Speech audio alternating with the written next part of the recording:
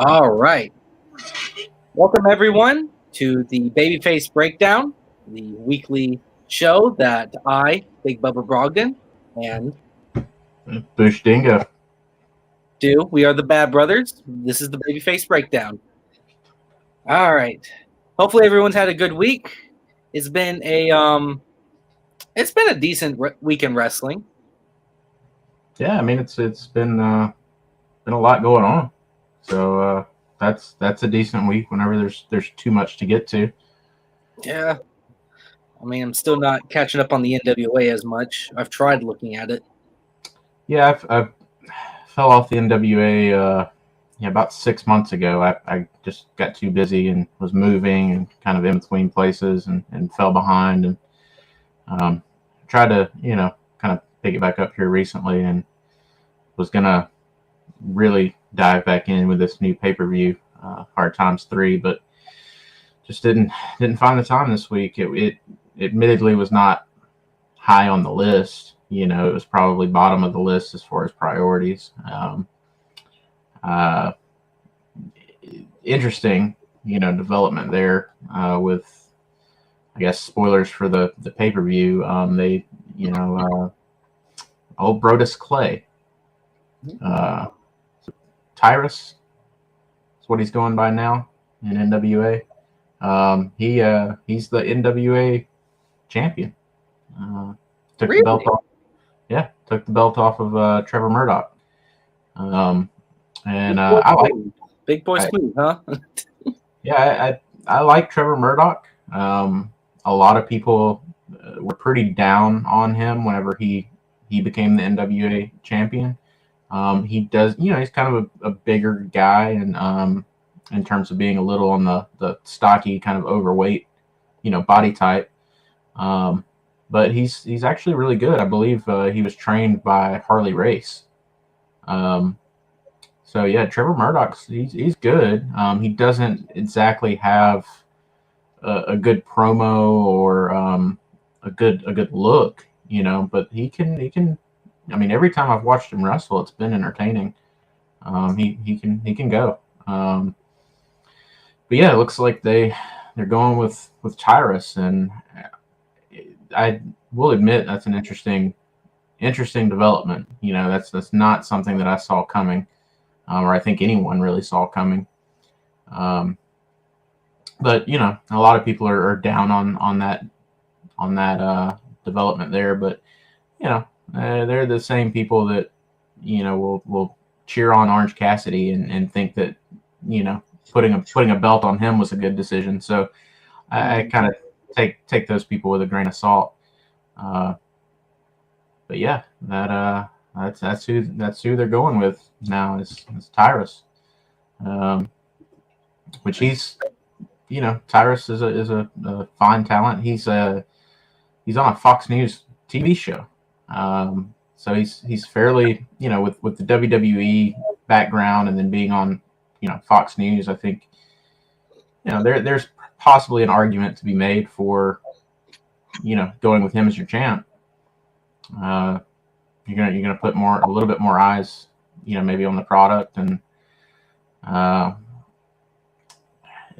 the same time, Nick Aldis. Have you heard what's been going on with him? Is he? No, not really. I've heard that there's someone leaving the NWA. That would be Nick Aldis. Aldis. That is him. He's not renewing his contract. He did an interview recently, and I'm gonna quote just a portion of what he said here. He said, "I turned down bigger opportunities to take the lead on what has become the most toxic brand in wrestling." That's interesting. I think we know who he's talking about. Well, I've seen, I guess, some other kind of points that he made about some of the other booking that has gone on in NWA, and Aldis is great, and he was a long reigning NWA champion, and I thought he was really good for the brand. But I think in that same interview, he said that, at the time that they took the belt off of him and he was no longer the champion is when he started to see it really go downhill. Mm. So I don't know. I don't know if there's, maybe some bad blood there, if there's, something else kind of going on in terms of his feelings about the company and the direction that it's headed. But yeah, looks like he might be, moving on to greener pastures. Maybe taking up some of those bigger opportunities that he mentioned there. Yeah. Well, but yeah, that's what's going on with NWA. I don't really know much else. Well, if that's all that's going on with NWA, I do have some very few WWE news.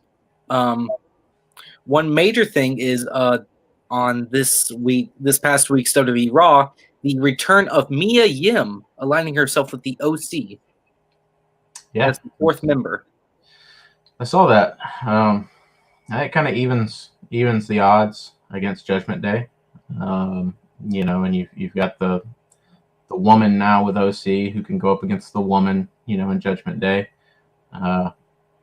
So I mean, I'm not very familiar with Mia Yim though, honestly. I know she's married to Keith Lee. I think that's about all I know about her. You don't know what you don't know about the things that she said after she was released by WWE. Oh no, I'm not familiar with her. Like I said, aside from I recognize the name, and I know she was married to Keith Lee. That's all I know about her.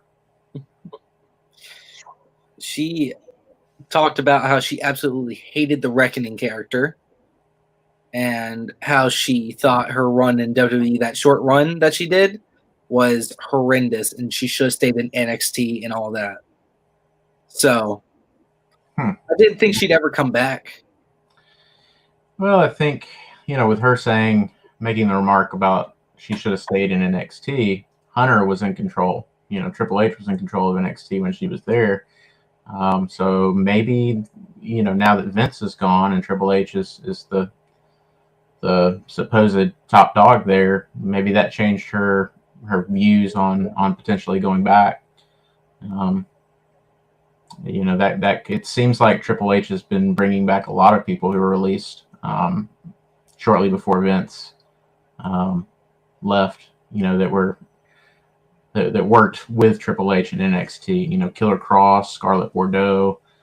I mean, Gallows and Anderson, I don't think were necessarily they Triple H guys, but looks like he was behind bringing those guys back into the fold. So yeah, I mean, I can see who you're dealing with, who your boss is, management, the people in charge, has a lot to do with how much you enjoy your job. So I don't know. I could see her maybe being willing to go back now that Triple H is in charge.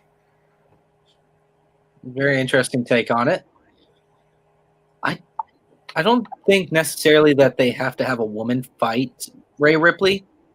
Well, WWE has always kind of shied away from the intergender, male versus female wrestling for the most part. With Nia Jax. Yeah, I mean they toyed around with it a little bit with China, having some matches, but China's bigger than a lot of male wrestlers, in better shape. So, but yeah, I think Rhea Ripley. Yeah, of course, but yeah, I mean WWE seems to be a little timid, to fully commit to a male versus female match or storyline. And I think that just has to do with being a bigger company, public perception.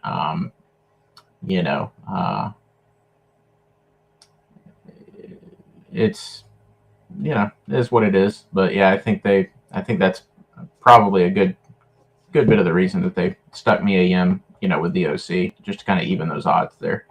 Yeah. Yeah, I see the point there. We also had let's see, NXT. What happened on NXT? I barely watched any NXT. So NXT, we had Axiom and McDonough. This was my first time watching NXT, in its entirety. You took lead on this NXT. You must be watching it now. I mean, I'm trying. I figured why not? I'll tune in, give it a shot, and I actually sat down and watched the whole thing. The Axiom clips that I've been seeing recently have really been catching my attention. Some of the other names that I've heard people talk about, JD McDonough being one of them. So they had a match, and it was a really, really good match. I enjoyed it. Definitely worth my time. The rest of the show wasn't too bad either. There was I guess, female tag team match. I'm not familiar with some of these names, but there's a girl named Stark or Starks. Zoe Stark and Christina Lyons? Nikita Lyons. Nikita Lyons. I remember that clip. I've seen that where Stark. Yeah. They were a tag team, and they had a tag match against Chance and Carter. Yeah. So I don't know a lot about any of those women, but I actually enjoyed the match. It was a pretty good match. It wasn't perfect. There was a little bit of sloppiness, a little bit of things that it could have been a little bit more fluid. But overall, I thought it was a pretty good match. Chance and Stark, or Starks, they both, those were the two standouts in that match. They both really impressed me. So yeah, I'm glad they give more attention to these stars now. They kind of debuted around the time that Ripley and Asuka and Bianca Belair and all these other great women were in there, and they were just like thrown down. Like, these top women are all we're going to focus on. Y'all are going to be more of the jobbers. But now that they're bringing them in and using them, yeah, and it feels really good to see them, because Katie and Casey Kazar, God, I can't say her last name. She's married to Ricochet. And Chance are a great tag team. I've seen them multiple times in action in matches, and they do great. They have great tag chemistry with each other, it feels like. Yeah, well, I mean, it's developmental. So some of those folks, need a little bit of time to develop, and I think it's not necessarily a bad thing. Like you were saying, that when they came in, you had Asuka and some of these other women kind of in the forefront, who are a little bit more established, knew a little bit more about what they were doing. It gives these others time to, like I said, develop, and it's paying off, for them, because, like I said, I was impressed. I'll be keeping my eyes on those few. Well, I guess that would be all the big news for NXT then. Yeah, I mean, there wasn't anything else. I mean, the rest of the show was fine. There wasn't anything else that really, jumped out at me. Not even the Alba Fire Mandy Rose rematch for next week? Meh. I mean, I don't know who the Alba Fire is. That her name? Yeah, well, that's what her name was changed to. Her original name was Kaylee Ray back in NXT UK. Okay. Yeah, I don't know anything about her. She's a former NXT UK Women's Champion. She beat Rhea Ripley, the inaugural champion for the title, and had one of the longest reigns until losing it to the third champion and final champion. I forget where her name is, but yeah, those titles didn't have many wrestlers, more of long title reigns, but not many wrestlers to hold them. Yeah. So who's the guy that's about to go up against Braun Breaker? Von Wagner. Wagner. Yeah, I watched their promo. At the end. Yeah. So Wagner debuted in the debut episode of NXT 2.0. His first match was actually for the NXT Championship in the Fatal 4-Way. Yeah. Don't know really much about him at all. But I watched the segment between him and Breaker. He's okay. He's not very talented. He's not very good on the mic. Just a big guy that can do big things. Yeah. Well, he mentioned in that little exchange that they had in the ring there that he was second generation as well. And so I had to kind of dig into that and see who this guy was, who his father was. And his father was Wayne Bloom of the Beverly Brothers. I don't know if you're familiar or kind of. Oh, I am not. Yeah. Back in the day, 90s WWF, they were a tag team. Not a very popular, big, successful tag team. But I remember them, from being a kid and watching. So yeah, I mean that's cool. That's my takeaway from NXT this week. Like I said, Chance, Starks, standouts, Axiom and McDonough put on a really great match. So it was a good episode, worth my time. SmackDown was different this week. We had the first round tournament. Well, first round tournament for the SmackDown World Cup, which will determine the challenger for Gunther's Intercontinental Championship. Now, I did not watch any. I didn't watch Raw or SmackDown this week. I saw clips. I saw highlights and things like that, but I didn't actually watch either program. So you didn't see the little confrontation between LA Knight and Bray Wyatt? I did not. I heard about it. I did not see it. So yeah, you'll have to kind of take the lead as far as Raw and SmackDown goes. I did. So what little bit I did see, beginning of the week, my guy Austin Theory. Oh yeah, I almost forgot about that. I can't let you write that down. Yeah, I know. I'm surprised that you weren't more on top of that, because I'm sure that made you. I wanted to save that till the end, Oh, okay. I wanted to save that till the end to rub it in your face, but since you brought it up now, I'll gladly do it. Yeah, not a good night for Austin Theory. They buried that man. Well, I will say, I did see, the internet dirt sheet reporting from some unnamed, source that works with WWE backstage, saying that it's not a burial, saying that they have big plans for Austin Theory still, and that it was actually a good thing for him to get that Money in the Bank briefcase away from him.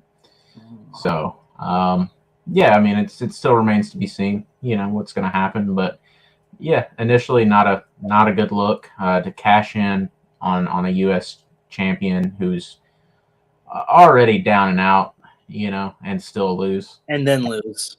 Yeah, not a good look, man. But hopefully we'll bounce back from that. And I mean, this might be something that kind of speeds up the evolution of the character that you're needing so desperately in order to hop on board with Austin Theory. I get they wanted the contract off of him, but they could have done a better situation. Seth Rollins issued an open challenge. Yeah. And yet he cashed in on the open challenge.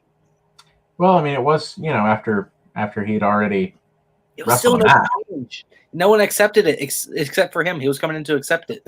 And he cashed in on the open challenge. Was it not Bobby Lashley that Bobby accepted? Lashley didn't accept it. He just came down to beat him. Okay. No one accepted the open challenge. Well, yeah, not a good call. I would have liked to have seen. I honestly thought for a moment when I first saw the video pop up and clicked on it, I thought it was going to be his moment, man. I thought he was going to win the U.S. Championship right then and there. Nope. So I was a bit surprised that it went the other way. I'm so glad we don't have him with the Money in Bank briefcase anymore. Oh, I would have put the title on him. Seth Rollins is somebody who does not need a title. I mean, he's shown us time and time again that he can carry the show. He can be the spotlight. He can still be wildly over without a belt. But he just looks so good with one.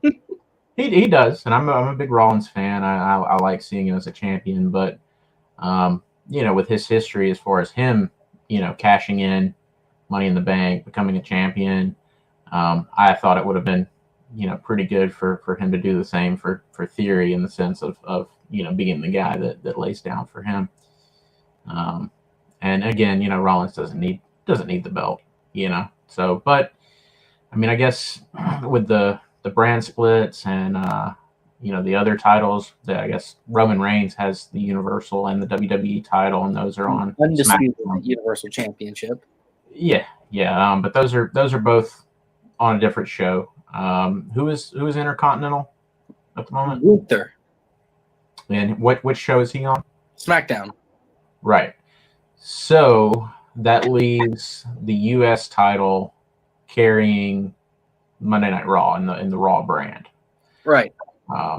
So I mean, it does make sense to put it on somebody like Rollins if that's going to be your main belt on your program. So I'm not mad at it. I understand it.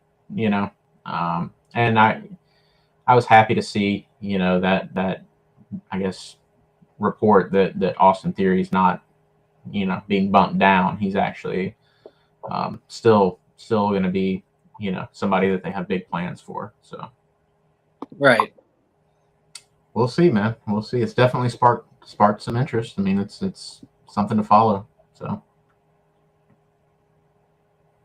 yeah. Well, I guess back to the SmackDown news with the World Cup. Yeah. For Gunther's title. First round, we had Shinsuke Nakamura versus Santos Escobar. Okay. Japan and Mexico basically fighting it out. And that's what they had flags up and everything. Escobar took the win there, right? Yes, he did. Surprisingly, I probably wouldn't have had him take the win.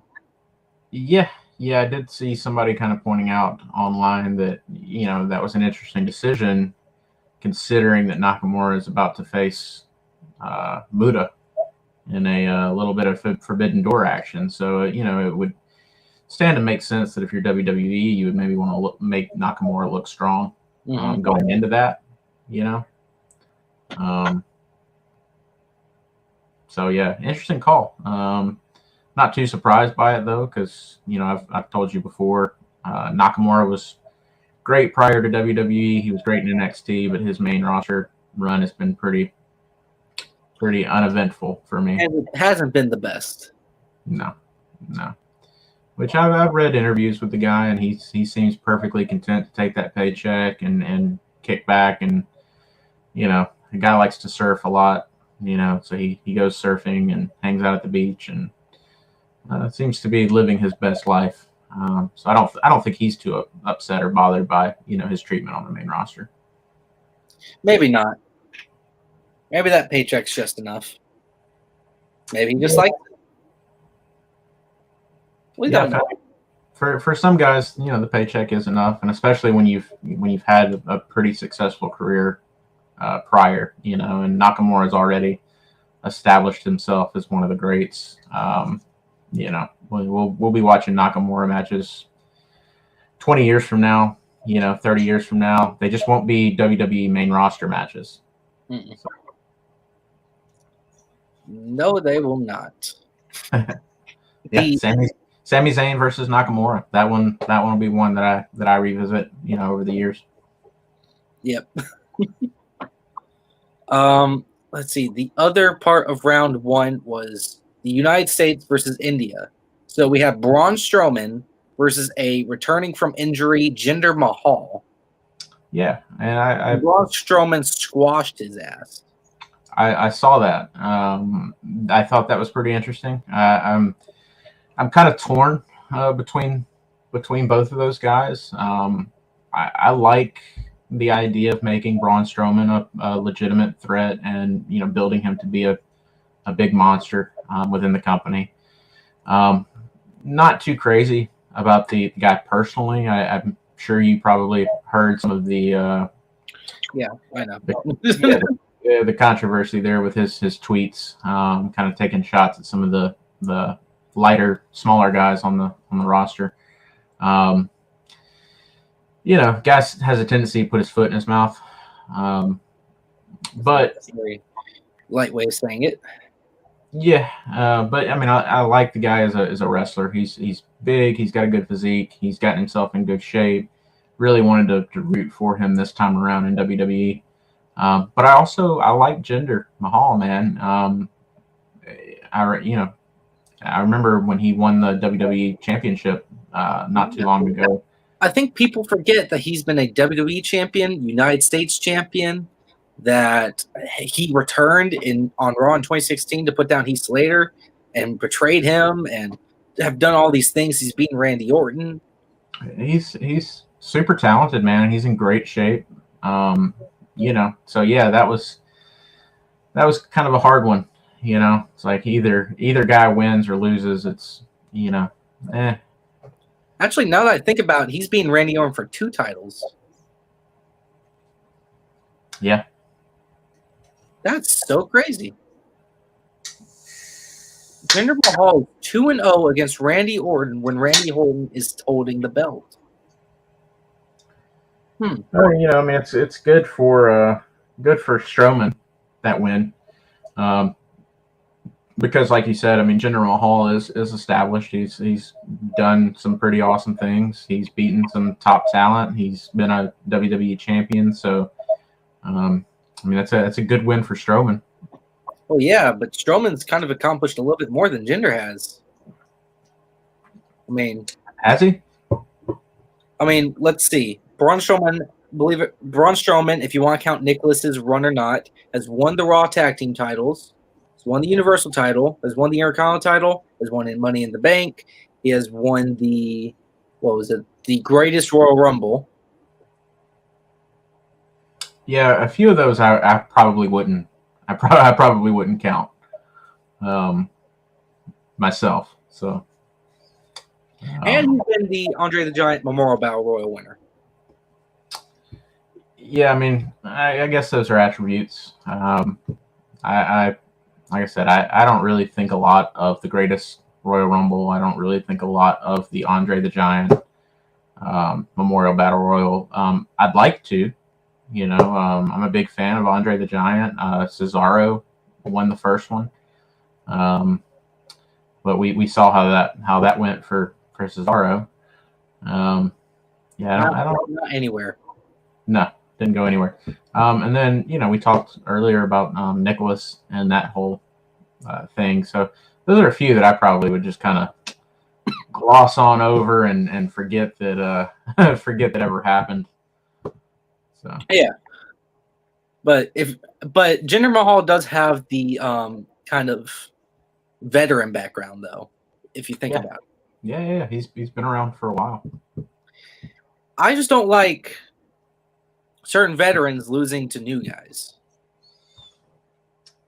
Yeah, I mean, it's a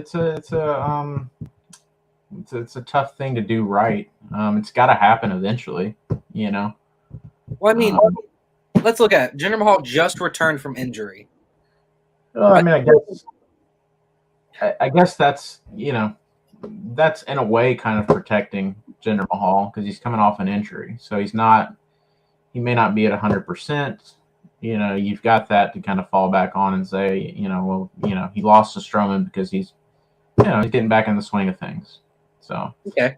it's not Jinder Mahal at his peak with a returning Strowman, coming in to knock him down a peg or two. That's understandable. But then you also have the situation on Raw. We had Austin Theory do a match with Shelton Benjamin before Theory cashed in. Mm-hmm. And Shelton losing to Austin Theory. Yeah, I mean, like I said, it's a dicey thing to navigate. You could make the argument of putting over new talent.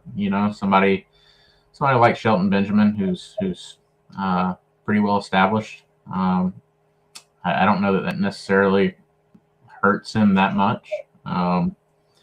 We all have off nights, In my opinion, if you lose the Austin Theory, that's more than an off night. I mean, that's like your opinion, man. Austin Theory's great. I'm probably gonna die on that hill. You probably are. If it's me and you, you're gonna die on that hill. I will not like Austin. Something great will have to happen for me to like Austin Theory, to even buy a single piece of his merch. Oh, come on, man. Come on. You're not being very oozy. No, maybe I'm not. But so yeah, what else from SmackDown? I think one more thing was on my mind. We do have we have made history on SmackDown with new longest reigning tag team champions of all time, that being the Usos. Yeah. So New Day lost. I didn't see that coming. I didn't either. Yeah, I was being sarcastic. I totally I seriously thought that the New Day was going to win. Yeah, just to kind of hold that record. Yeah, I mean, think about it. We've had a lot of greats. We've had Demolition. We've had the Dudley Boys. We've had Edge and Christian. We've had the New Day. We've had the Usos. All of them have great long title runs. Yeah. No, I mean, there's no shame in second place. Except that you've been passed up. Now, I'm talking about long title reigns. There's one thing that I like has always messed with me. And it's the mid-card title reigns and how they haven't been, and how the records really haven't been broken yet for those. Do you know off the top of your head who holds the records? Let's see. I don't know if the Miz or Dolph Ziggler have broken the record for Intercontinental title. I know Honky Tonk Man was the last I heard held it for 600 days. Let's see. Yeah, Honky Tonk Man is Honky Tonk Man is still the record holder, 454 days. Chris Jericho holds the record for multiple reigns. He's been Intercontinental Champion 9 times. Okay. It looks like that Lex Luger is the longest reigning United States champion with 523 days. I wouldn't have guessed that. Yeah. So no one has surpassed Lex Luger, and the reign, let's see, the reign began, well, the closest that's come to that was Dean Ambrose. That's interesting. Dean Ambrose. Well, it looks like Lex Luger. Oh, okay. I'm just reading more into it. Dean Ambrose is probably the longest reigning WWE United States champion, but Lex Luger held it between WCW and WWF. So I wonder if that's the longest reign, or just 2 reigns broken up and then added. Yeah, I don't know that I would count that. Okay, then I guess the longest reigning WWE United States champion would have to be Dean Ambrose / Jon Moxley with 351 days. I'm surprised WWE hasn't already started, somebody else on the path to bumping him out of that spot. I honestly thought it would have been Bobby Lashley. Yeah. That's not a hard record to break. Yeah, that's what I said. I'm surprised they're not already, have somebody that's already about to get that name out of there. I know. I mean, they did it with CM Punk. Yeah. Actually, they did it twice with CM Punk. They had Brock Lesnar, then Roman Reigns. So yeah, looking up the longest reigning tag team champions. I'm not even familiar with who this tag team is, but the Fabulous Kangaroos. Do you know who that is? The heck? Yeah. Apparently, longest reigning tag team champions or longest reigning WWE tag team champions? well, they were longest reigning. They're in the number 4 spot. So yeah, and that's, I guess, counting days prior to WWE. So same company, different name. But yeah, I just thought that was a funny name, and I've never heard of those guys, so it was interesting to see them on the list.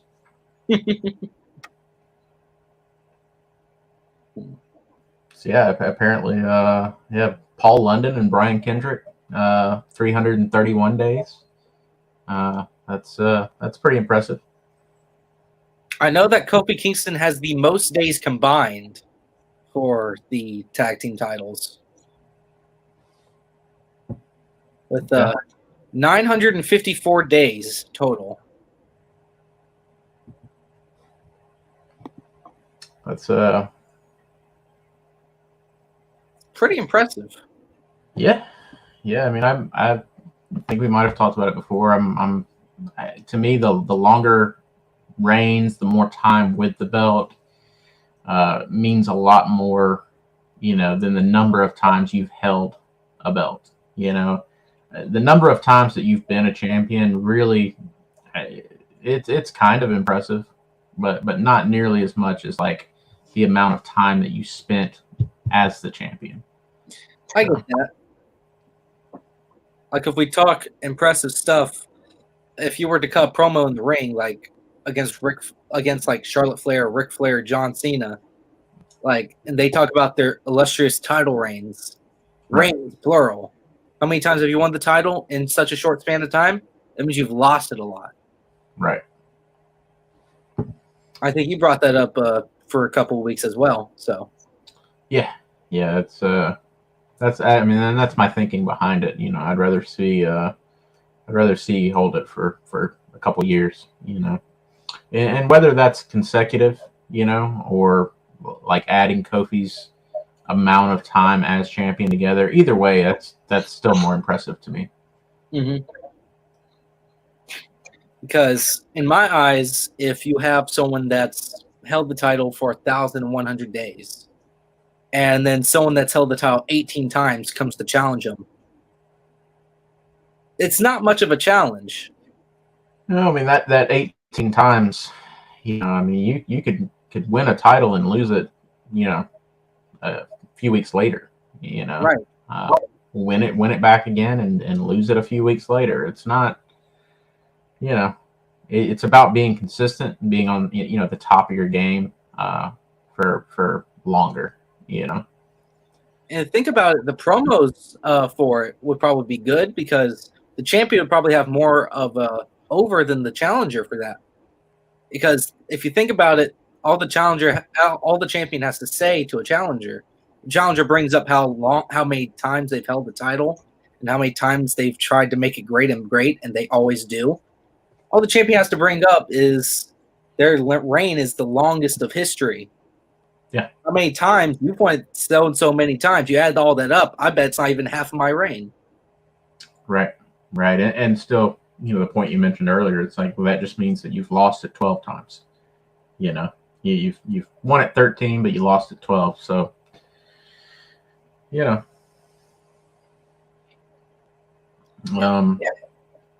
I guess I did see as well. Sarah Logan made her return.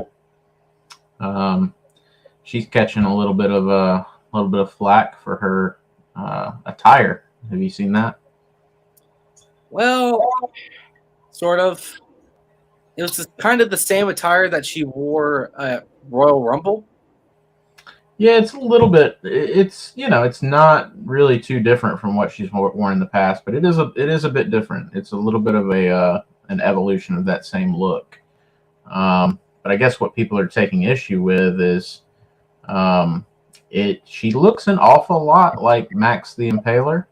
Um, I'm not sure if you're familiar with Max the Impaler, but you should look that person up and take a look at the look and compare that to Sarah Logan. Oh, yeah, that looks a lot similar.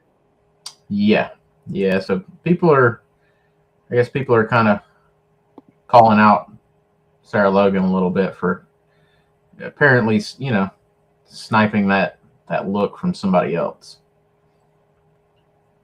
Yeah, no, I'm seeing it right now. I've seen this. I've seen Max the Impaler in action a little bit. Yeah, I've seen a match or two. Yeah, no, this is yeah, it's very similar. I I see what people are talking about.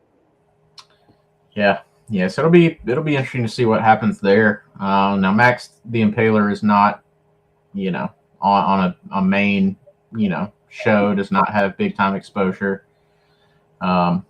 But A few times in Ring of Honor and in Impact, but that's just about it. And AEW Dark. So yeah, yeah. So with Sarah Logan being on the bigger brand, having more eyes on her, the whole thing might just blow over, and she might just keep doing what she's doing. But it'll be interesting to see what her next appearance looks like if she keeps that same, look or tries to change it up a little bit. yeah, we'll see. Yeah, we'll see with that. That's always an interesting, I guess, kind of thing, because I'm not sure if you know about the Nature Boy gimmick, Ric Flair's gimmick.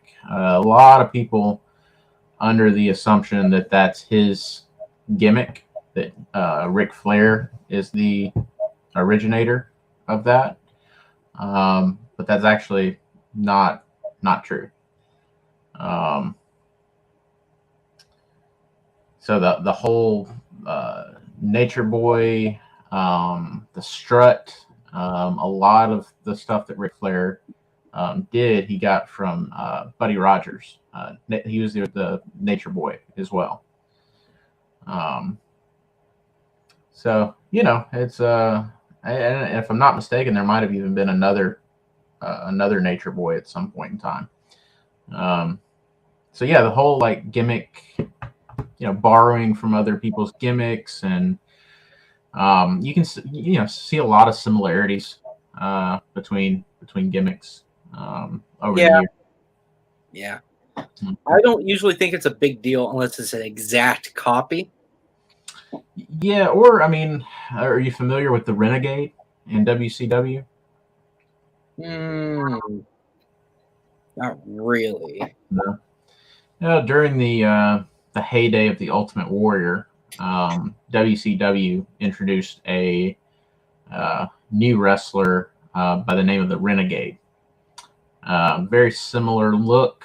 Not exactly. Similar. Yeah. Man's the Dollar Tree version of the Ultimate Warrior. Yeah, but they did something really kind of cheap. The first time that the Renegade was seen on WCW television, he was introduced by Hulk Hogan, and Hulk Hogan was talking about having an ultimate surprise. Okay, they show the Renegade behind Hulk Hogan. He's not lit entirely, so you can't see his face. They've got the lighting done where it's kind of coming from the ground up and from behind him. There's smoke, so if you're watching this at that time, you have every reason to believe that that's the Ultimate Warrior standing there. And people were probably like, yeah. Yeah. And then so later on, whenever he made his debut, and shows up, it's obviously not the Ultimate Warrior.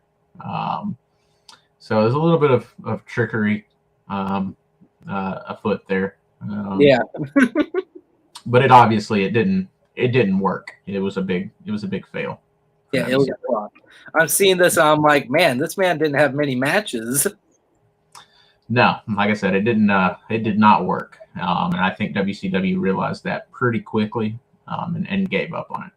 Yeah, it looked like they had a few figures made too, but not many after a few. I didn't know that. I've never seen a Renegade figure. It looks like they had a few figures of the Renegade. Okay. Like some old ones. Yeah.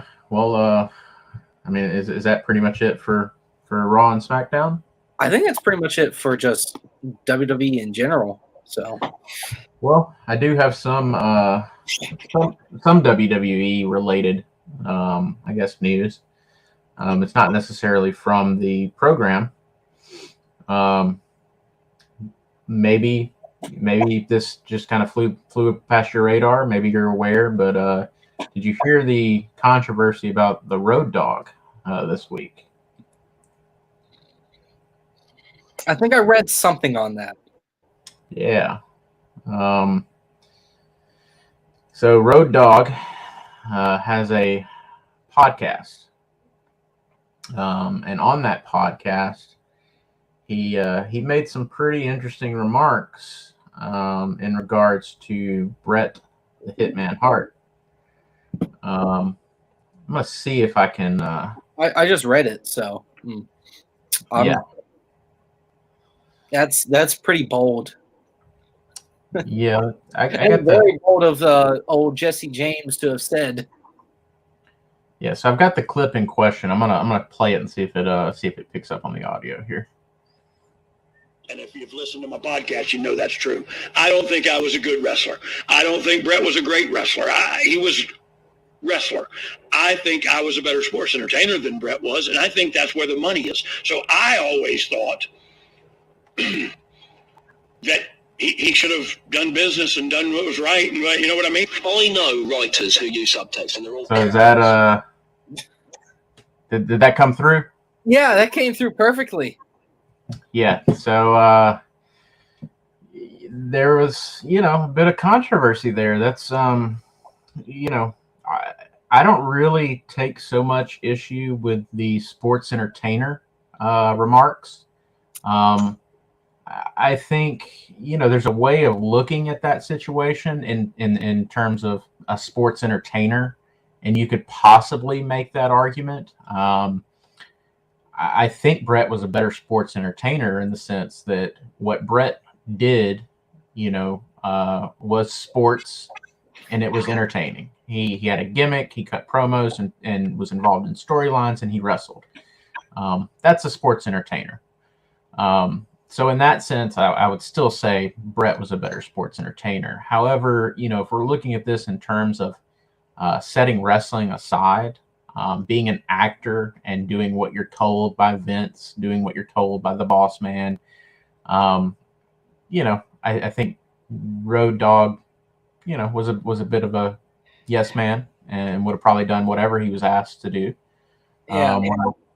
Obviously, Bret wasn't really into kind of the showy acting side of sports entertainment. So, but setting that aside, because that's not really what I take issue with, saying that Bret Hart is not a great wrestler, that he wasn't a great wrestler, that is that it's ridiculous. It's ridiculous that anyone, especially somebody who is in the business, somebody who's been in a wrestling ring, somebody who's been on WWE programming, somebody that fancies themselves, I assume, a fan of wrestling, which he did go on later to say in that same podcast that he himself is not a fan of the ground game, that he likes the Gaga, which that's a weird way of a very weird way of saying it.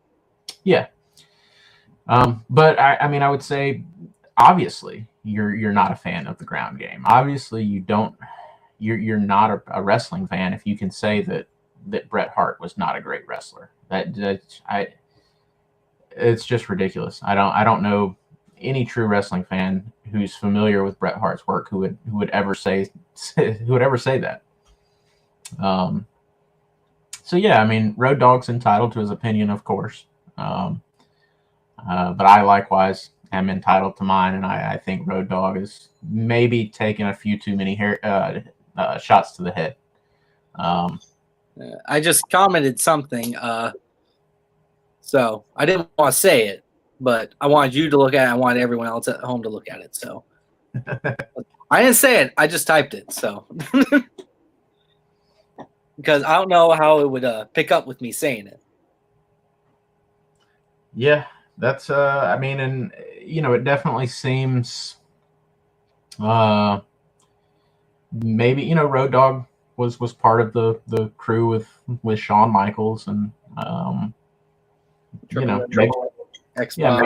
maybe a little bit of that history is kind of influencing his opinion there. Now he did put out a short video this week after the podcast went live, and he kind of was trending on Twitter, and he put out a video trying to, I guess, save face a little bit, and essentially all that video was him doubling down on those remarks and saying that he's entitled to his opinion, and also saying that if you watch the entire 2-hour podcast that clip was taken from, he said a lot of other nice things about Bret. So I mean, again, you're entitled to your opinion, and that's fine that you said other nice things about Bret, but that one thing that you said right there was really, really wrong and incorrect. I don't know. Think I'm entitled to my opinion. Yeah, I mean, your opinion on the matter seems to be fairly accurate.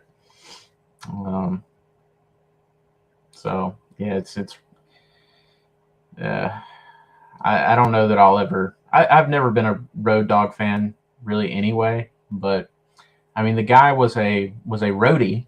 His gimmick was a roadie who told people to suck it. Definitely one of the weaker parts of DX. He was the weakest. Yeah, I would say he was the weakest link. one of the most forgettable ones, actually. Yeah.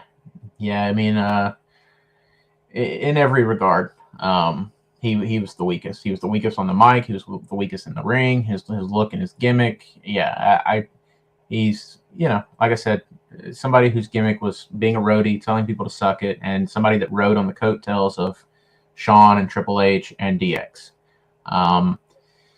Road Dogg never got over on his own. I don't know. I think it's a pretty safe, thing to say that I don't think Road Dogg ever put butts in the seats. I don't think he ever drew a dime. I don't think anybody ever bought a pay-per-view or bought a ticket to a show to go see Road Dogg. Right. Bret, on the other hand, was mainly Mania. Bret was having rivalries left and right. Yeah, had the look, had a cool gimmick, WWE champion, got over on his own without, riding anyone's coattails. He was the perfect heel. Yeah. It's just it's crazy talk, man. That's crazy. But yeah, it's it is what it is. Like I said, he's entitled to his opinion, but I think that'll do it. That's all the news and updates. All right, now to get into a little bit of a topic. I brought this up. The different versions of ourselves, or the different versions of wrestlers in general. Not just gimmicks, but total character changes. Yeah. It's a cool topic. It's a cool thing to kind of go back and watch over the years, some of the guys, man, will slip right by you, and it'll take you years to realize that it's the same guy. I think Papa Shango. You remember Papa Shango? Papa Shango, The Godfather. Right. It was years after, The Godfather, before I realized or found out that was Papa Shango. So yeah, that one snuck by me. That one was kind of surprising. So yeah, Johnny Polo, Raven. Mm-hmm. I think that's a pretty good one. That one as well. I remember Johnny Polo from when I was a younger kid. So he managed the Quebecers, right? Right. And then years later, land on ECW, and you're watching Raven. And I Raven is one of my all-time favorites, and got really into him and was following him over at WCW, and at some point realized through reading a magazine or surfing the web that was Johnny Polo, and that one kind of blew my mind as well. So yeah, that's pretty that's a pretty good one, I'd say. Let's see.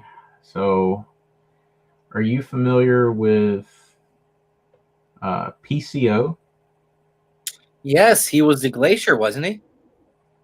No. No, that must have been someone else. No. He looks a little bit like the Glacier. So PCO is Pierre Carl Ouellet, or Ouellet. Not exactly sure how to pronounce his name. He was one half. Speaking of the Quebecers, PCO was one half of the Quebecers. And yeah, that guy has totally reinvented himself. Was Ring of Honor champion a few years ago. I'm looking at it right now. I've seen this guy do some stuff. Yeah, the crazy little electric stuff that he does. Yeah, I mean he's kind of got like this Frankenstein, kind of gimmick. But yeah, that one I only found out recently. I remember seeing him pop up in Ring of Honor and thinking like this guy's he's an older guy, but he could go, and he did some crazy stuff. And then he ended up being Ring of Honor champion, which I thought was surprising. And then now he's landed over in Impact. He was part of the Honor No More invasion when Ring of Honor shut down, and those guys popped up over in Impact. And yeah, I only recently learned that's the same guy. So that's another cool one. Somebody that's been able to reinvent themselves and kind of reinvigorate their career. And I think PCO, like Raven, I mean, Raven ended up getting over so much more with the Raven, character than he did with Johnny Polo. PCO, more so than with the Quebecers. Though I wouldn't discount the Quebecers. The Quebecers were a good tag team. Papa Shango, and the Godfather. I think those are pretty. I think the Godfather was probably more over than Papa Shango, but Papa Shango wasn't too shabby himself. Did pretty well for himself. So yeah, those are a few examples just off the top of my head that come to mind that I think are particularly interesting. So yeah, and I'd throw in Mortis, WCW. And I wasn't thinking of that one, but you mentioned Glacier, and for some reason I can't think about Glacier without thinking about Mortis. But yeah, Mortis went on to that's Chris Kanyon, Jersey Triad. So yeah, that's an interesting one too, and the way that change occurred. Mortis, feuded with Glacier for a bit, and then he tried to join Raven's flock in WCW, and Raven actually, ended up rejecting him, and that's when he took off the mask, quit being the Mortis character, and ended up being Chris Kanyon. And yeah, I mean, Chris Kanyon is one of those guys that's gone too soon. Great underrated talent who really could have done a lot more for himself than he did. Yeah. Well, I'm glad that you know about the whole persona and character change stuff. What I want to know is kind of like a this or that, either or. Which do you prefer?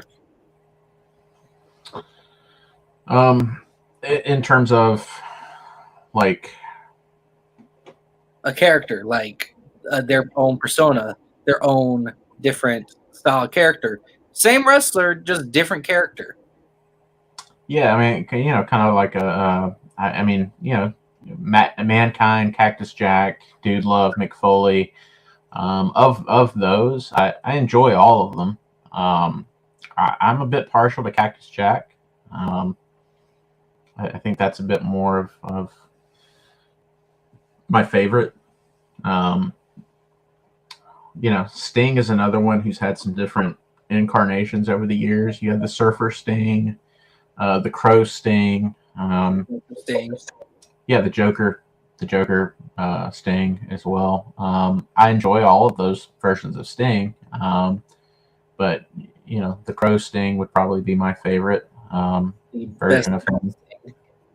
Yeah, and I'm a little partial because The Crow is still my favorite movie of all time. So yeah, I'm a little partial to that one. But I will say Chainsaw Charlie is much better than Terry Funk. So that's a joke. That's a joke. Don't come at me over like that. That's clear. Yeah. Clearly a joke. Yeah, that 70s guy is clearly better than Mike Awesome. Yeah. Another joke. Don't come at me. You just on a roll with these controversial topics. We had little people wrestling. Yeah. Character change. I'm a man of controversy. You are becoming a man of controversy. I just have a sense of humor. That's always good to have. It's controversial in this modern era. Yeah. Let's see. What'd be another one? It'd be like Farouk and Ron Simmons. Yeah, and then Max Moon and Conan. Yeah. Conan. Max Moon, man. Max Moon is way cooler. Prefer Conan. Conan's more of a badass. I'm clearly joking. Max Moon was super lame. Oh. See? I want you to be honest. I want you to be honest with these. I mean, I thought some of these takes would be pretty obvious that I'm joking. There's nobody thinks that Max Moon is better than Conan. I don't know. I think that here's a controversial thing. I think if they did it right, I would like Max Dupree over LA Knight. If they did it right, if they did the character right. That one's tough because I still miss Eli Drake.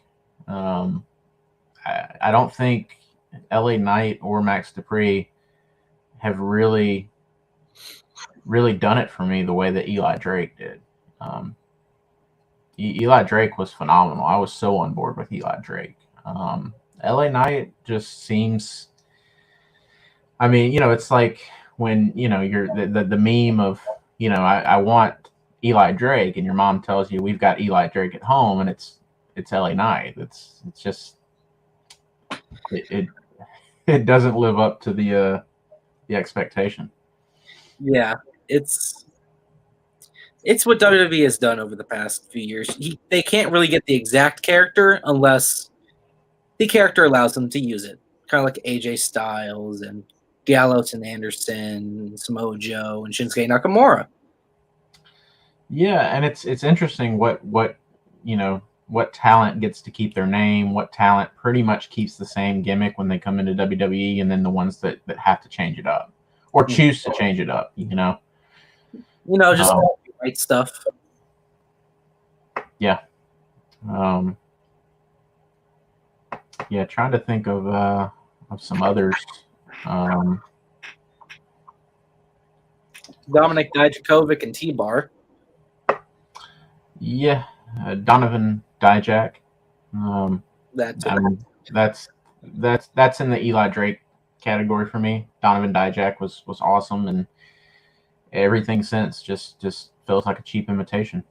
The T-Bar stuff was way out of left field, and just never. I knew from day one that was not going to work. Retribution's a cool concept. It's just the execution of it was just not good.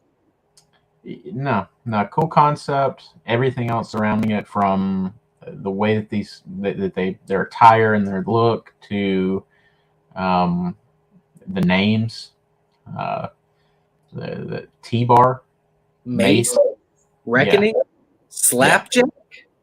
That's a pancake. Yeah. That's Slapjack, pancake. Yeah. It's just that was doomed to fail from the start.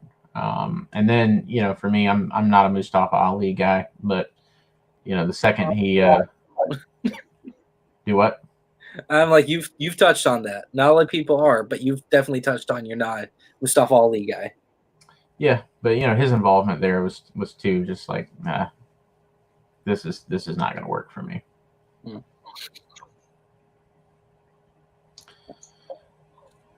So yeah, trying to think of some more of these gimmick changes. Mace and Maswa, Mace and Marseille and Mansoor and Mansoir. Maximum male models in general. Yeah, the model gimmick, I guess, Rick Martel did it well. Even, Tyler Breeze, I would say, did it well. Yeah, these new guys don't.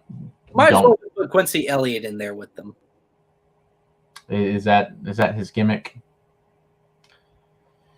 No, that would be more Pretty Deadly gimmick. Yeah, I don't know what to think about Quincy, man. Quincy's gimmick is just that he's gay. He's gay, and he rides one of those Walmart carts to the ring. Yeah. And, that thing that Scott Steiner said. Yeah. Oh, here's a good gimmick change. Scott Steiner Brothers, or Scott Steiner singles run? Big Papa Pump. Big Papa Pump. Yeah, and that would be, the wrestling fan in me would say Steiner Brothers. The sports entertainment fan in me says Big Papa Pump all day, every day. Yeah, so much entertainment value with Big Papa Pump. Controversial figure, but entertaining. He's fat.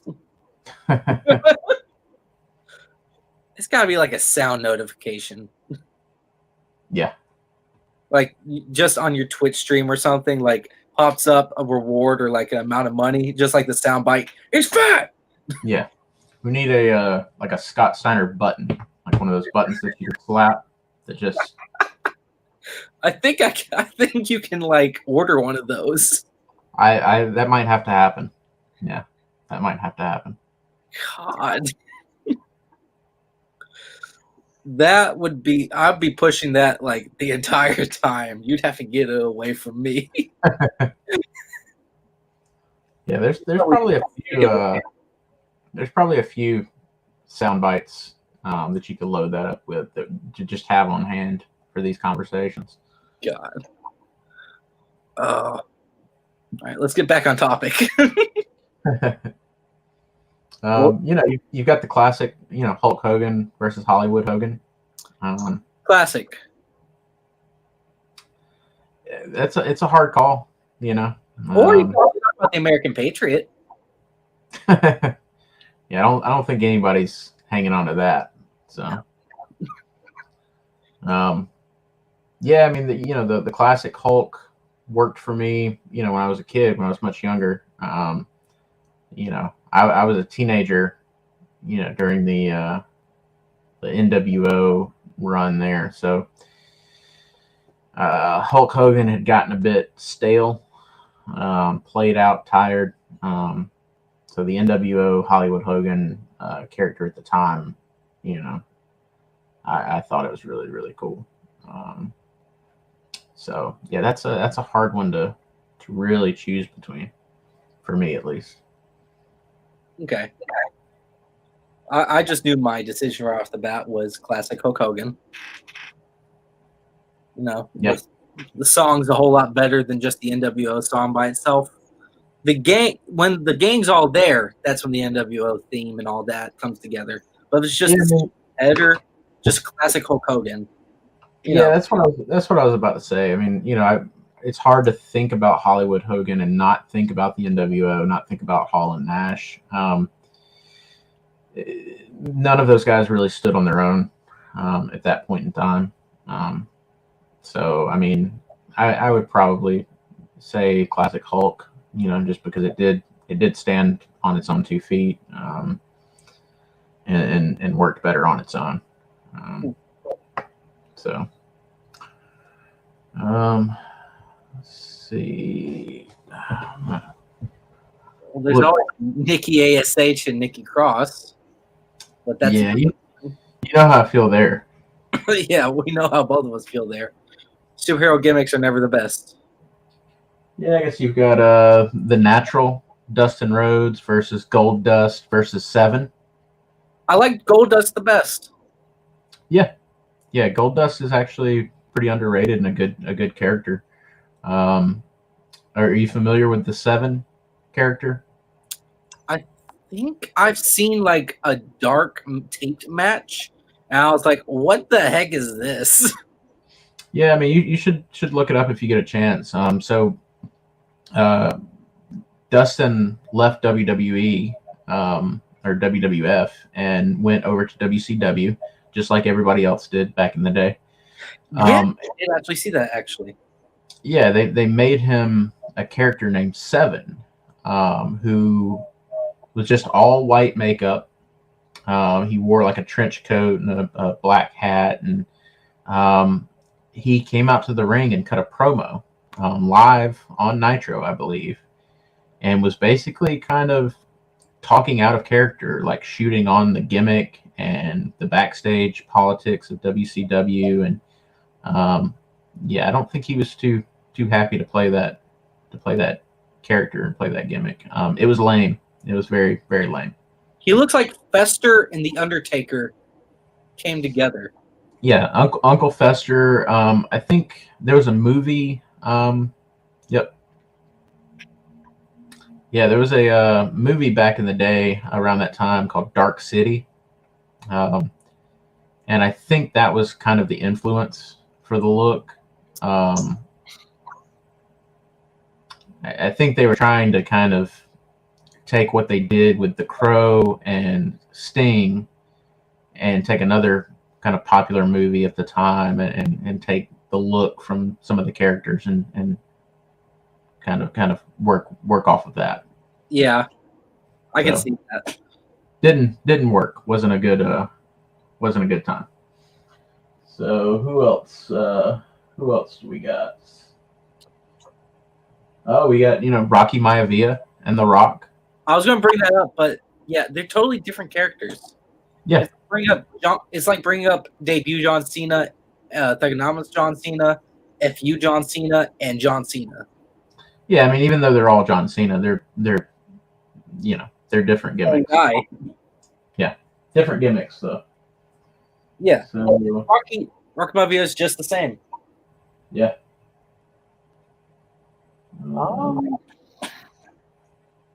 What about 3MB? You know, Heath Slater, Drew McIntyre, and Jinder Mahal. Yeah. All three of them went through many changes. Yeah. Isaac Yankem. Are you familiar? I don't think you just pronounced his WWE name, or I don't know. No, I'm not. You don't know Isaac Yankem? You mean Kane? He was Isaac Yankem before he was Kane. I don't want to know. He was a dentist.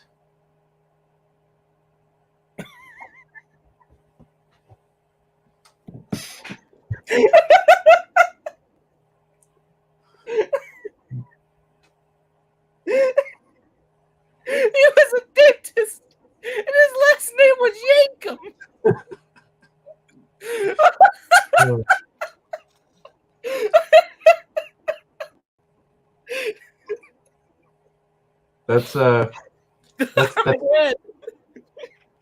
That's great that you didn't know that.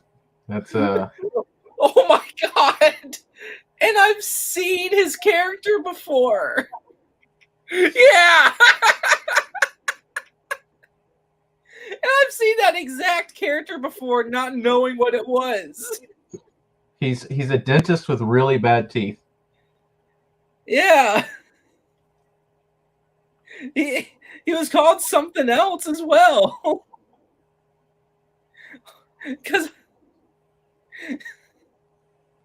he went by another name. Hold on. I can find him in this game because that had his exact face and exact attire as a card.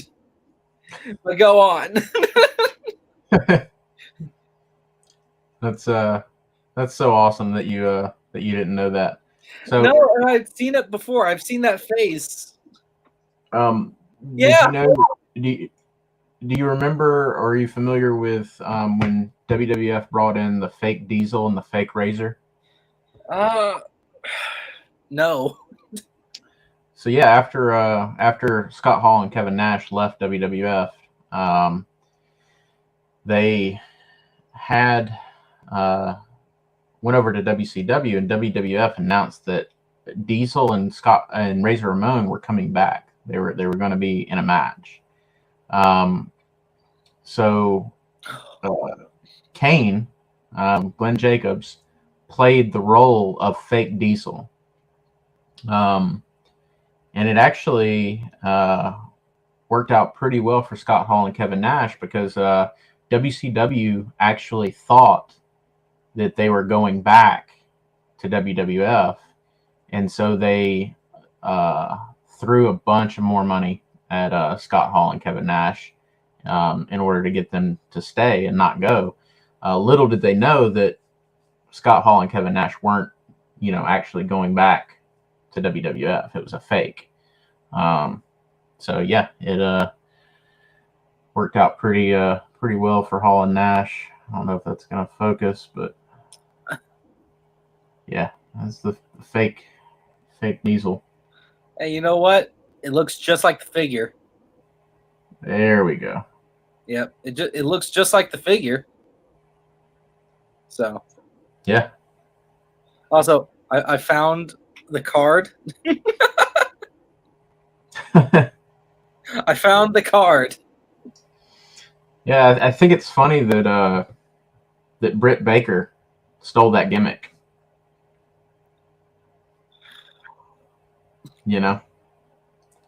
We all rag on Isaac Yankem, MD, but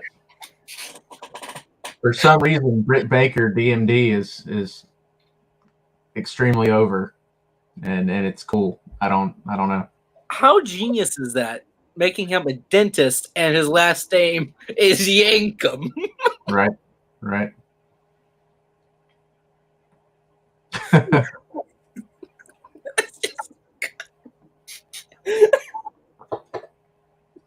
I'm gonna die laughing. I need to get off that. Oh man. Ah. Oh. Mm. Woo. What about Dolph Ziggler? You know, Mickey from Spirit Squad. Yeah. That's a. I mean, Dolph Ziggler is definitely better. Way better. Yeah. Yeah. That's not me joking anymore. That's serious. So Hurricane was also on the Spirit Squad. Helms. Yeah. Really? Yeah, he was part of the Spirit Squad at one point. I don't know that I knew that.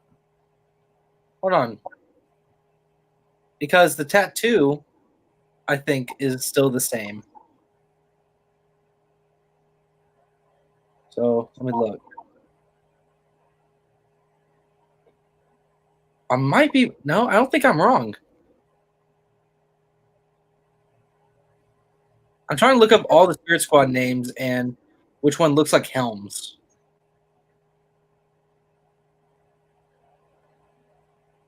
I know that I'm right.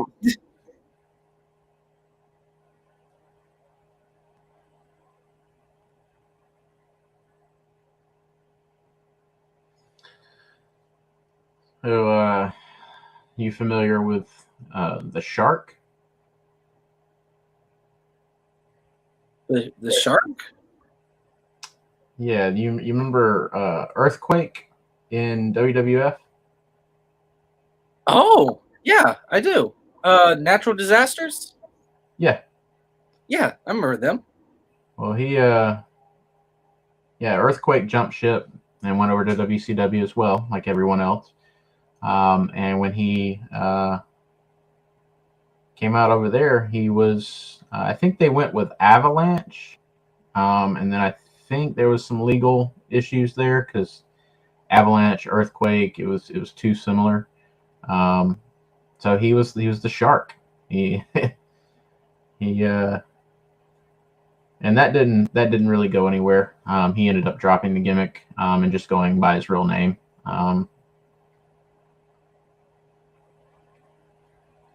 Yeah, that's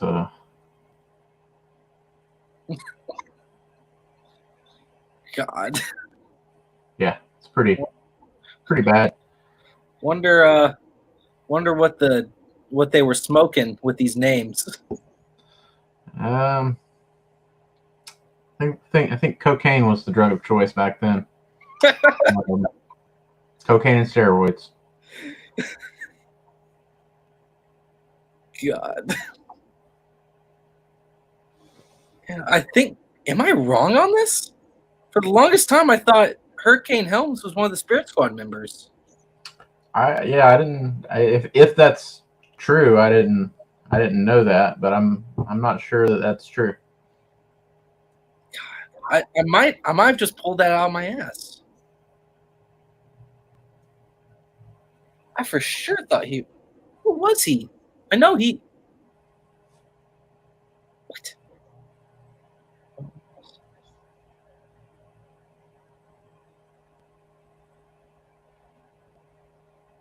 This is actually kind of frustrating now.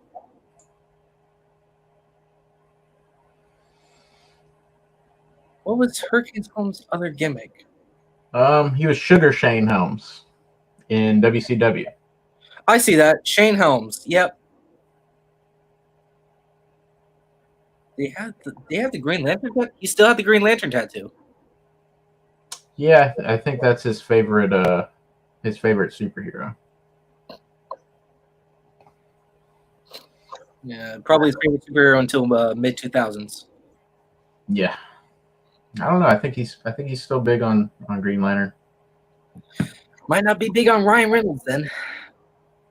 Nah, I don't know a single person that likes likes that movie. I know one. Yeah.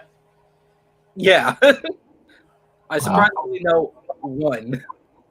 And they're the same person that likes Son of the Mask. So. Are you throwing your dad under the bus right now? No, he's never seen Son of the Mask. I actually bought Son of the Mask for us to watch, and I ended up being the only one watching it and suffering and almost going crazy. It's bad. It's It is bad. beyond bad.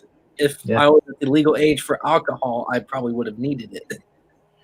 Yeah, which is a shame because the Mask is a really good movie. It's one of my favorite Jim Carrey films, and it's a not a lot of people know this, but The Mask is a comic book movie. Mm-hmm. And very much from the comic book. Yeah, it's one of the probably best comic book adaptations that really stays true to the source material and does the source material justice. But sequel, not so much. No, it's I knew it was going to be bad going into it, and I watched it, the one time just to see the train wreck and move on.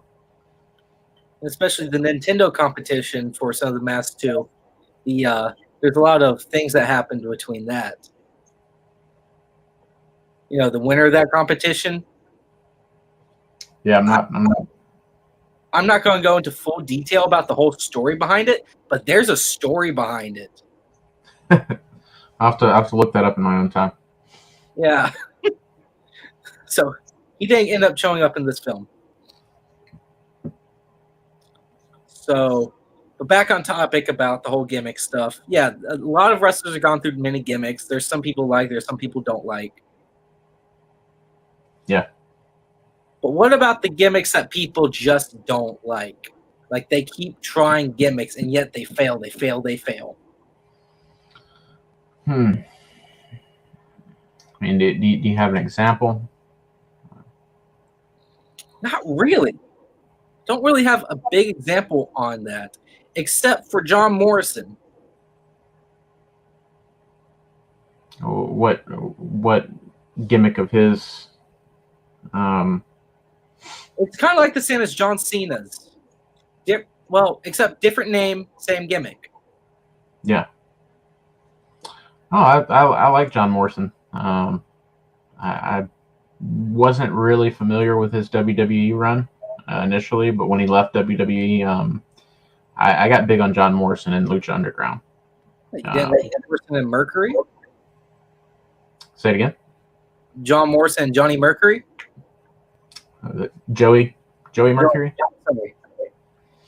Yeah, I wasn't really paying much attention to that, at the time. Like I said, Lucha Underground I knew who John Morrison was in Lucha Underground when he popped up there, and quickly became a fan watching that. And then his Impact run was really, really good. John Morrison, Johnny Mundo, Johnny Impact, Johnny Elite. Mm-hmm. Am I missing any? I'm sure. I think there's probably some of the indie. Yeah. He pretty much, changes his name wherever he goes. So.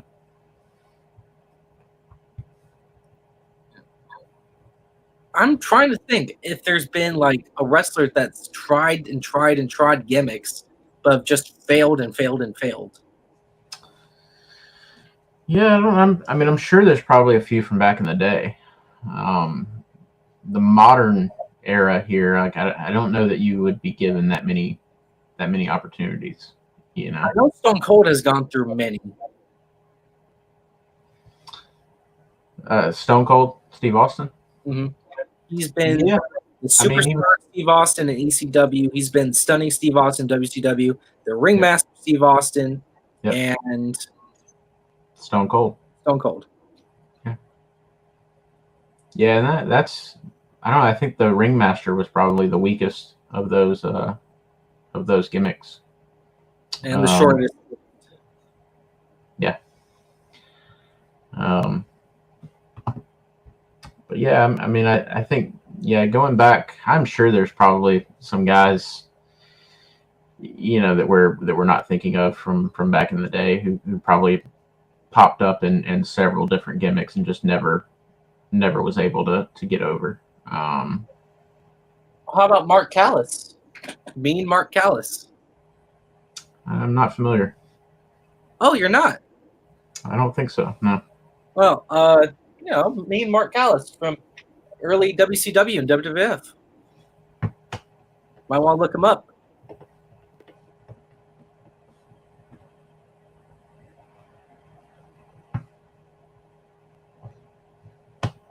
Oh, it's it's the Undertaker. It's kind of like the yeah. Yes, yeah.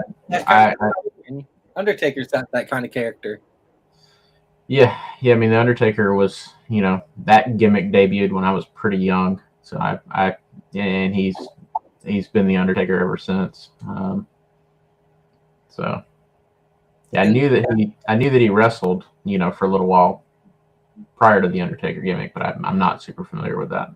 But what you probably didn't know is that Mean Mark Callis was the first ever Paul Heyman guy. I did, because there's a Dang it. probably like the most popular photograph of Mean Mark Callis that I've seen is him with Paul Heyman. With a very skinny Paul Heyman. Yeah. Yep. So we had Isaac Yankum and Mean Mark Callis. Yeah.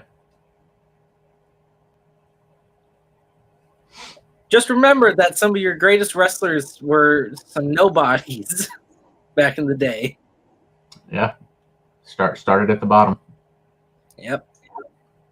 Always thought the same thing about Husky Harris becoming Bray Wyatt.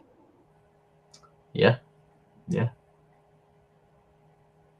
Just another character that ended up turning into a new character into a big thing. Mm-hmm.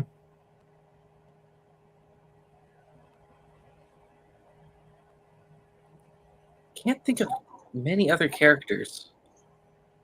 I mean, I can, but there's so many that just. I always talk about the many forms of people that have gone through WCW to ECW to WWE to AEW to all these other promotions, changing the names and their gimmicks just for copyright reasons. Yeah.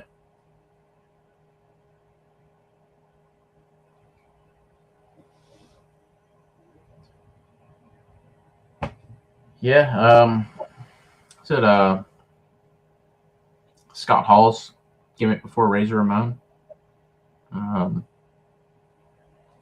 I'm thinking of, I guess, Diamond Dallas Page. Wasn't he in a tag team with Scott Hall or something at some point? I can't recall.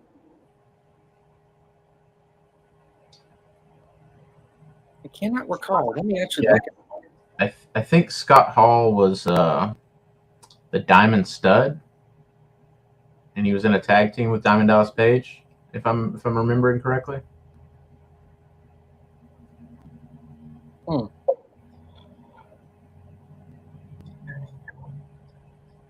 I'm looking at it right now. Let's see. Yeah, Scott Hall was the Diamond Stud. I see it right here. Yep. They were tag team champions. Yeah.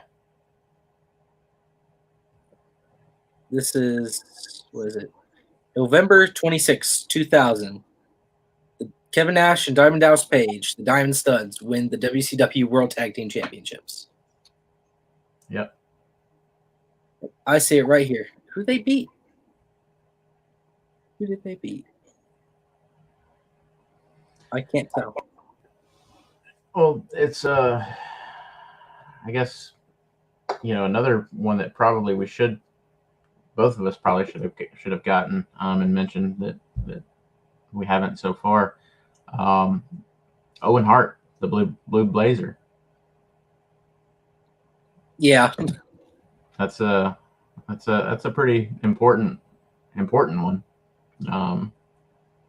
And that's one of the cases where you started out with a gimmick, change to a different gimmick, actually got over, and then reverted back to the previous gimmick that was not over, just so it could try and get over.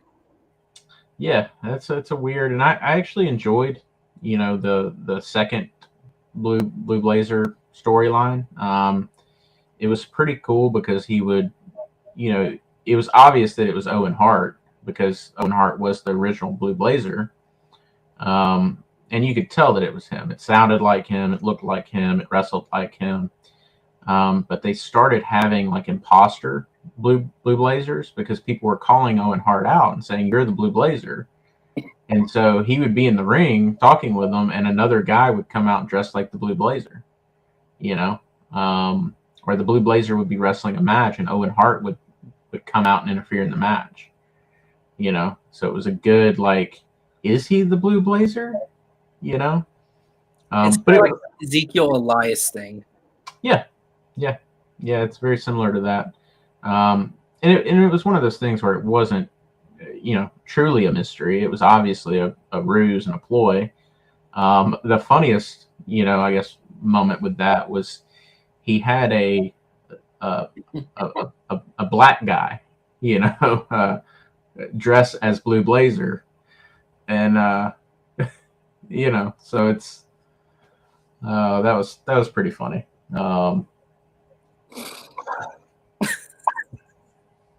But yeah, that's that's a good one. Yeah, that is a good one. Well, I'm trying to think of any of them that would be like standout ones. I mean, there's plenty. I'm looking around the room right now. There's plenty of wrestlers that have gone through a lot of different changes and a lot of different gimmicks. They all do, I mean, not everyone just strikes gold in the first try. Yeah, it's rare. But I mean, I think the ones of note, I think we've covered a good bit of the, the ones of note. Akeem, the One Man Gang. Yeah, that would be another gimmick change there.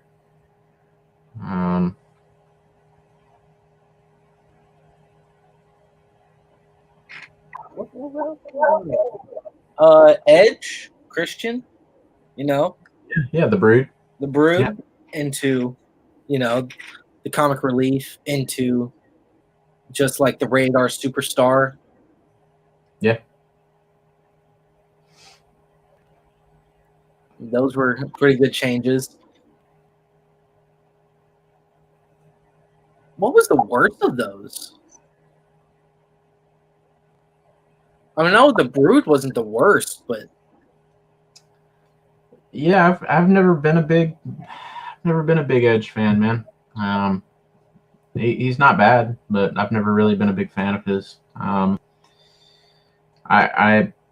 liked the Brood. I liked, shortly after they left the Brood, the Edge and Christian tag matches with the Hardys and the Dudleys. Those were just great matches to watch. And all those teams were pretty crazy in the things that they did. But yeah, really when they Edge and Christian split, and Edge was doing the solo stuff, I just stopped really caring about both of those guys, really. I picked up on Christian a little while later. I think Christian is probably better of the two, in my honest opinion. I don't know if that's a popular opinion. Probably not, but yeah. Yeah. Well, I think we're just about out of time.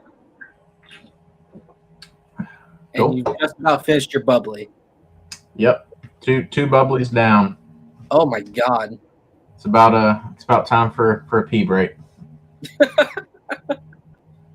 Well, I want to leave on this note. One thing, it's neither Neither are the topics that we answered today or a part of the news.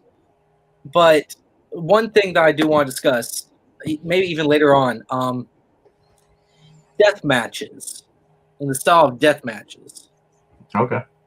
and how dangerous those are. Yeah. Do you think those should be allowed?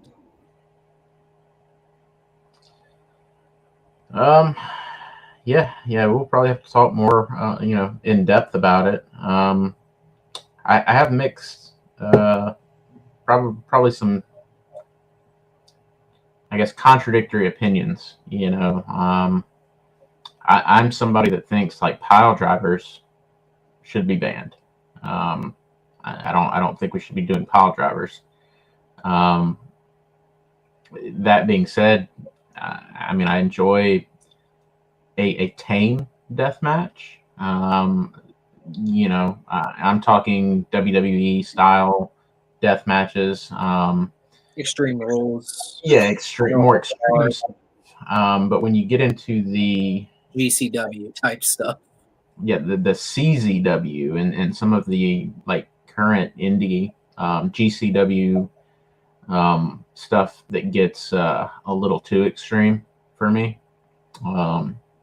the stuff you actually have to kind of look away for a minute to that stuff breathe from. That stuff takes it a little too far.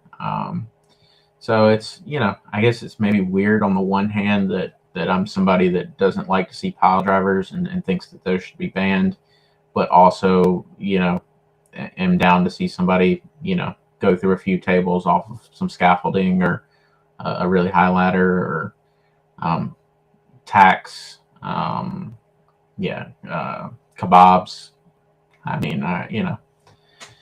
Some that stuff has its place.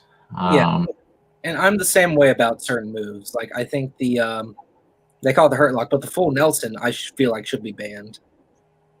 Yeah, you think so? That thing. Oh, I know so. I've been put in a full Nelson in actual wrestling. Right. And that's illegal in wrestling, in actual wrestling, in high school wrestling, and in UFC and all that. It's a submission attire move, and it is known to cause spinal injuries, could also create many problems, paralyze. It could paralyze certain people. Oh, okay. That move is very dangerous, and I didn't. I'm just surprised no one's really gotten totally hurt in WWE by that move. I don't know how safe Bobby Lashley makes that move because he's also swinging that around, putting more pressure on that neck and lower back. Right. With the spine. I don't think I realized that was as serious of a move as it is. Then. Yeah, it's. I've always looked at that move. I'm like, it's cool that you can use it like that. I just don't see how safe it is because of the personal experience I've had with that move. Well, likewise, the pile driver is obviously not a safe move. You've had, multiple guys with broken necks. Stone Cold. Yeah. But, in terms of keeping kayfabe and being able to suspend my disbelief, if you're going to do the move, it should be reserved for a finisher, and when it's done, it should be done. You shouldn't. There should be no kicking out of that. In a real world sense, you should probably never walk again. So the fact that in this modern era you see Canadian destroyers and pile drivers done middle of the match, early on in the match, and guys are getting up and still wrestling for 15, 20 minutes, 30 minutes. Remember when the DDT was a finishing move? I do, being a big Raven fan and a big Jake the Snake fan, Mick Foley with the double hook DDT. I think the DDT should be a finisher. Real quick, interesting little tidbit there. I did I went on the Jericho cruise for my honeymoon, and Jake the Snake was there. And he did a podcast with Jericho, the Talk is Jericho podcast, and you could sit in on the podcast and listen to it. And Jake they touched on that topic with Jake, and he had a pretty interesting response to it. He was talking about how the modern guys are basically weaker than him, because when they do it, guys kick out and they get up. But when he used to do it, it was a finisher. People were, you're done, So basically making the point that, like, he's a tougher guy than the new generation, because his DDT actually put people down. So, but yeah, good point. I feel the same way about the DDT. I think that should be a finisher.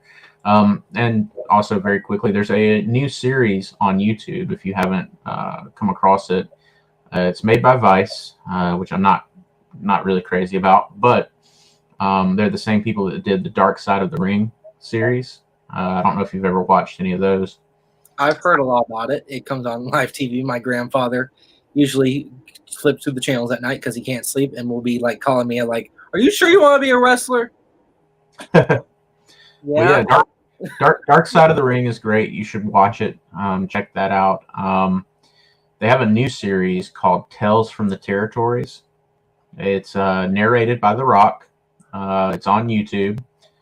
I think the most recent episode was episode 6. I've only watched one of them, so I'm not caught up. This wasn't from last week, but I did start the series, and this week we watched episode 2.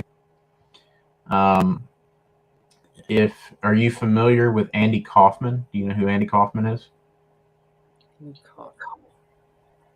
No. Well, the last name sounds familiar.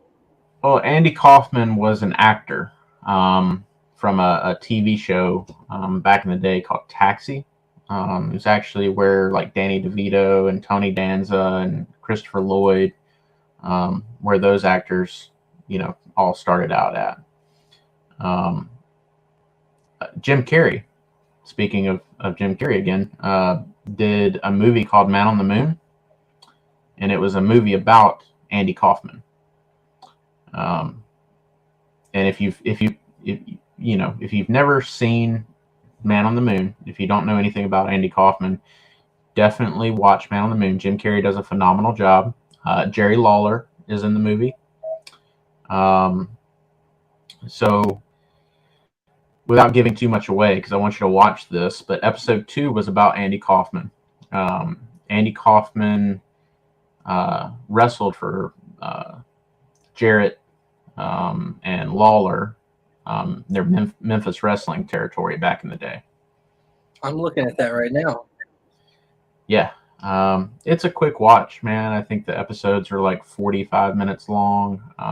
They do a pretty good job of really covering everything in those 45 minutes. But yeah, there's a spot in there where they're showing clips of Andy Kaufman taking a pile driver from Jerry Lawler. Yeah, yeah. And at that time, the pile driver was illegal. So it was a big deal to be doing a pile driver, taking a pile driver at that time. But yeah, check out that episode, man. I really enjoyed it. Andy Kaufman was great. He was somebody that was a big wrestling fan who actually got to live his dream and be a wrestler. He was so into it and so good that he worked his parents. He worked doctors and medical professionals. Like, he kept kayfabe. So yeah, check out episode 2 of Tales from the Territories, man. I think you'll enjoy it. And if you do and you enjoy it, go down that rabbit hole and look up, some more Andy Kaufman stuff. Watch the Man on the Moon movie with Jim Carrey. It's all pretty interesting stuff. He was a really, check it out. Yeah, he was a really interesting guy.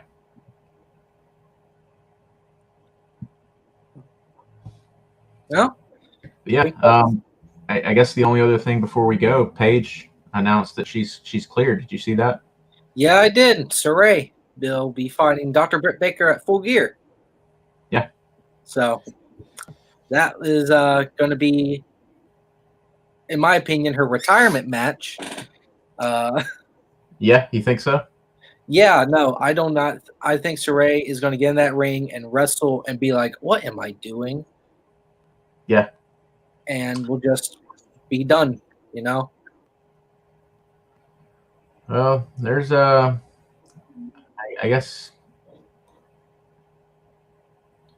she is medically cleared, but I don't know how true this is. I kind of was reading some stuff about maybe she's got some stipulations to wrestling. She won't be taking any moves from behind. I can see that. So yeah, I can see. That's an interesting caveat if that's true. You know, if you're somebody who can't take moves from behind, I don't know that you should be getting back in the ring. It seems a bit dicey and unsafe. But we'll see if your prediction is true, man. We'll see if that's a retirement match. I think with the double injuries that she's gone through and the fact that she hasn't really been in a wrestling ring doing a live match in what seems to be like 4 or 5 years. Yeah, it's been a while. I think the last time she wrestled was that taping where she got her back and spine kicked from the back by Ember Moon, or her other name. Yeah, Athena. Yeah, I always know her by Ember Moon. So. Well, yeah, I think that about does it. And I think it's been a long, long stream. So. Yeah. We'll get it edited down up on the YouTube channel maybe tomorrow. Hopefully tomorrow. So yeah, look us up on YouTube, the Bad Brothers Babyface Breakdown. Check us out on Instagram. Give us a follow. Gradually going to get followers so that we don't do live streams on this channel. We'll be doing live streams on the new channel. Yeah. So yeah, and if you want to leave a comment, let us know what you like, what you don't like, what you want more of, what you want less of. Tell me how funny I am, or whatever you feel. Are we funny? Are we controversial? Are we just not your type of thing? Our topic's not getting to you? Just let us know. Yeah, I can take it. Yeah, our feelings don't get hurt that much. We have some years behind us where we've had our feelings hurt, and just a like on the video, just do nice. But yeah, we'll let y'all go, and we'll be on our way. I'm Big Bubba Brogdon. Yeah, Boosh Dingo, the Luchador. This was your breakdown of the week, and possibly might break down that we're not going to get enough views. Well, I enjoyed talking with you, buddy. Oh yeah, no, I enjoy this a lot. Cool. That's all. I remind you every week that Austin Theory sucks. Oh man, I can't wait till you have to admit defeat. I'm not going to. Austin Theory sucks, and I will stand behind that until he does something that honestly makes me turn my head. Yep, it'll happen. We'll get there, and then I'll have all of these videos that I can take you back to. Montage of videos, and this is just me. You know what? He's not that bad. Yeah, it's gonna happen. It's gonna happen. All right, guys. Well, y'all take care out there and enjoy some wrestling. And yeah, we'll see you next week. We'll see you next week, next Sunday. Same bat time, same bat place. Yeah, keep it oozy. All right, guys.